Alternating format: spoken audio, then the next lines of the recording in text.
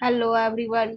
आज की इस वीडियो में हम लोग नेग्लिजेंस के बारे में देखेंगे और इसके इसेंशियल्स देखेंगे और इसके कॉन्स्टिट्यूएंट्स देखेंगे और भी बहुत सारे इम्पोर्टेंट केस लॉज देखेंगे। चलिए सबसे पहले ये जान लीजिए कि अगर आप इस वीडियो के सारे कंटेंट को कॉपी करना चाहते हैं तो वीडियो को लास्ट तक जरूर देखें। तो सबसे पहले ये जानते हैं कि नेग्लिजेंस जो है वो कहते किसे। तो the apex court in Jacob Matthew versus state of Punjab, ये जो नेग्लिजेंस का डिफिनेशन है, नेग्लिजेंस किसे कहते हैं, ये किस केस में लिया गया था। तो Jacob Matthew versus state of Punjab के केस में लिया गया था। Negligence is a breach of duty. Negligence जो है क्या है, एक प्रकार का ब्रीच ऑफ ड्यूटी है। किसके कारण, तो caused by omission to do something which is reasonable man. किसी भी रीजनेबल मैन के द्वारा किया गया कोई क्या है, ओमिशन है, कोई कार्य करना था जो वो नहीं किया। Guided by those considerations which ordinarily regulate the conduct of human affairs, would do or doing something which product are reasonable man would not to do। इसमें नेग्लिजेंस में ये किया जाता है, या तो उसे करना चाहिए था और वो नहीं किया, या तो फिर नहीं करना चाहिए था और वो किया, तो वो क्या आएगा, सब नेग्लिजेंस में आएगा। तो चलिए हम लोग आगे देखते हैं कि इसके इसेंशियल्स क्या क्या है नेग्लिजेंस के। इस डिफिनीशन में नेग्लिजेंस के क्या क्या इसेंशियल है। The legal duty to exercise due care on the part of party complaint towards the party complaining the former conduct within the scope of duty. कह रहा है कि इसमें जो बताया है कि एक पार्टी जब दूसरे पार्टी के तरफ उसकी जो ड्यूटी होती है, उसकी जो लीगल ड्यूटी होती है, उसको वो नहीं करता है, तो क्या होता है, जब वहाँ जो ब्रीच ऑफ ड्यूटी होती है उसको, तब नेग्लिजेंस होता है। अगला है ब्रीच ऑफ सेड ड्यूटी। तो इसमें सेड यही बताया है कि सेड ड्यूटी को क्या करता है, ब्रीच करता है। और दूसरा है कॉन्सिक्वेंटल डैमेज। तो ब्रीच ऑफ ड्यूटी की वजह से जो डैमेज होता है उसके वो। अब हम लोग ये देखेंगे कि नेग्लिजेंस के थ्री मीनिंग कौन कौन से हैं। नेग्लिजेंस का मीनिंग क्या क्या है। पहला है a state of mind in which it is opposite to intention. ये नेग्लिजेंस में पहले ये है कि उसका इंटेंशन जो क्या होना चाहिए, उसके माइंड का इंटेंशन गलत करने का होना चाहिए। दूसरा है केयरलेस कंडक्ट, कि उसका जो कंडक्ट है वो केयरलेस होना चाहिए, वो जानबूझकर सावधानी पूर्वक ना करे, ब्रीच ऑफ ड्यूटी करे तो केयरलेसनेस। तीसरा है breach of duty to take that imposed by either common और स्टैट्यूट लॉ। और कह रहा है कि कॉमन लॉ या फिर स्टैट्यूट लॉ में जो दिया गया हुआ है, जो लॉ जो, तो उसको वो क्या करता है, उस ड्यूटी को वो फुलफिल नहीं करता है, उस ड्यूटी को तोड़ता है, ब्रीच ऑफ ड्यूटी करता है। तो इस पर एक केस लॉ है, Syed Akbar versus state of Karnataka का केस है। इसमें क्या किया गया था, चलिए देखते हैं। The Supreme Court pointed that distinction between negligence in civil law and criminal law. कह रहा है कि नेग्लिजेंस तो कहाँ कहाँ होता है, वो सिविल लॉ भी में भी हो सकता है और क्रिमिनल लॉ में भी हो सकता है। तो सिविल लॉ में जब होगा तब क्या होगा, और क्रिमिनल लॉ में जब होगा तब क्या होगा, इस दोनों में डिफरेंशिएट किया गया था Syed Akbar versus state of Karnataka के केस में। In civil proceeding a mere preponderance of probability of possibility is sufficient and the defendant is not necessarily entitled to the benefit of every reasonable doubt।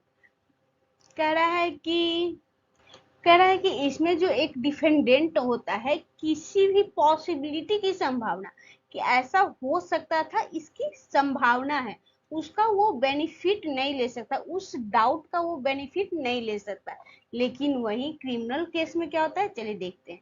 But in criminal proceeding the pursuance of guilt must amount to such moral certainty as conviction of mind quote as a reasonable man all reasonable doubts। लेकिन वहीं अगर criminal case में है तो जितने भी reasonable doubts होंगे, तो क्या किया जाएगा, और या फिर कोई रीजनेबल मैन होंगे, सबको कंसीडर किया जाएगा, उसमें किसी भी चीज को इग्नोर नहीं किया जा सकता। लेकिन वही हम लोग क्या देखे हैं, तो सिविल प्रोसीडिंग में कोई भी चीज होने की संभावना पर उसको नहीं क्या कर सकते, रीजनेबल नहीं मान सकते। लेकिन वही क्रिमिनल लॉ में अगर किसी चीज की होने की संभावना है तो भी क्या उसको कंसीडर किया जाएगा। Negligence has two meaning in the law of tort. Law of torts जो होता है उसमें नेग्लिजेंस का दो मीनिंग होता है। वो दो मीनिंग कौन कौन होता है चलिए देखते हैं। पहला है negligence as a mode of committing certain torts. Negligence ऐसा होगा कब, जब कोई सर्टेन टॉर्ट्स जो होगा वो कमिट होगा। एक जैसे एग्जांपल में, नेग्लिजेंटली या carelessly committing trespass, nuisance or defamation. In this context it denotes the mental establishment। कह रहा है कि कोई किसी भी केयरलेसनेस तरीके से या फिर नेग्लिजेंटली तरीके से कोई ट्रेसपास होता है, या कोई न्यूसेंस होता है, या फिर कोई डिफेमेशन होता है जो कि उसकी मानसिक स्थिति को दर्शाता है, तो क्या होगा, वहां टॉर्ट कमिट होगा। दूसरा है negligence is considered as a separate tort. कभी कभी नेग्लिजेंस जो क्या होता है, एक सेपरेट टॉर्ट की तरह होता है। जैसे कि इसका मतलब, it means a conduct which creates risk of causing damage. वो कोई एक प्रकार का रिस्क क्रिएट कर रहा है या किसी को डैमेज कर रहा है, rather than state of mind. उसमें उसकी माइंड की स्थिति क्या है उससे कोई मतलब नहीं है, लेकिन उसकी क्या वो रिस्क क्रिएट कर रहा है। The house of lord in डोंगिंग वर्सेस स्टीवसन केस में ये कहा गया था, treats negligence where there is a duty to take care the specific थॉट in itself, not simply an element in some mere complex relationship or in some specified breach of। कह रहा है कि नेग्लिजेंस वहां अगर किसी व्यक्ति को उसकी ड्यूटी होती है केयर करने की और वो नहीं करता है, वो क्या करता है, तब वो एक टॉर्ट कमिट करता है। The word negligence denotes mayor carelessness. दो वर्ड जो नेग्लिजेंस है वो क्या केयरलेसनेस को बताता है। उसमें यही दिखाया गया है कि कोई भी व्यक्ति जब केयरलेसनेस तरीके से कोई काम करता है तब क्या होता है, नेग्लिजेंस कमिट होता है। अब हम लोग ये देखेंगे कि नेग्लिजेंस होने के लिए क्या क्या इसेंशियल्स है, तो चलिए देखते हैं। Essentials of negligence, that the defendant owned duty to care to the plaintiff। कह रहा है कि उसके प्लेंटिफ के लिए कुछ ड्यूटी होती है डिफेंडेंट की, वो अगर पूरा नहीं करता है तो। The defendant made a breach of duty, defendant जो होता है वो ड्यूटी को ब्रीच करता है तब। तीसरा है plaintiff suffered damage as a consequence there, और जिसके कारण से क्या होता है, प्लेंटिफ को कोई डैमेज होता है। Correct, duty of care to the plaintiff. अब प्लेंटिफ के ड्यूटी, केयर करने की ड्यूटी जो होती है वो उसमें क्या क्या होता है चलिए देखते हैं। It means a duty rather than A mayor moral religious और सोशल ड्यूटी। ये जो एक ड्यूटी होती है वो एक मोरल रिलीजियस या फिर सोशल ड्यूटी हो सकती है, उसके अलावा भी हो सकती है।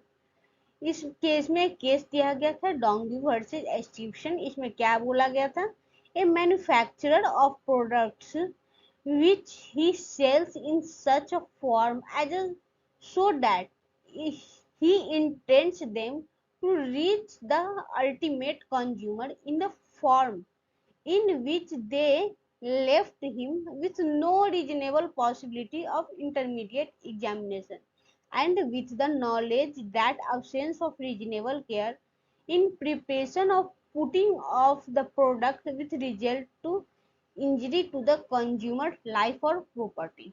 इसमें ये बोला गया था कि एक प्रोडक्ट का मैन्युफैक्चर कंपनी है जिसमें ये कहा गया था कि अगर कोई चीज की बनता है या फिर उसे बेचा जाता है तो उसे लास्ट कंज्यूमर तक उसी स्थिति में पहुंचाना जाए चाहिए।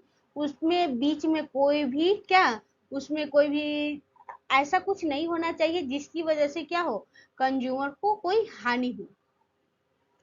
अगला है duty depends on reasonable possibility of injury. अगला केस है, इस पर कौन सा केस है, डॉक्टर एम माई Gowda versus state of Karnataka. It was held that there was no negligence of opposite party, जिसमें ये कहा गया है कि इसमें अपोजिट पार्टी की कोई नेग्लिजेंस नहीं थी।